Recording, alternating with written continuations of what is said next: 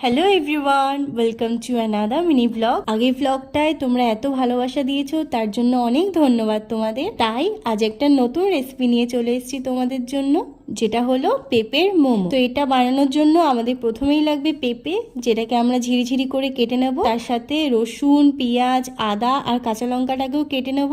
এরপর কড়াইতে তেল দিয়ে তার মধ্যে পেঁয়াজ, আদা, রসুন, কাঁচা লঙ্কা, পেঁপেটাকে দিয়ে তারপর এটাকে হালকা ভেজে নেওয়ার পর এর মধ্যে 2 চামচ সয়া সস, গোলমরিচ এবং নুন ও চিনি দিয়ে পেঁপেটাকে ভালো করে নেড়ে নিলেই আমাদের পুরটা রেডি হয়ে যাবে।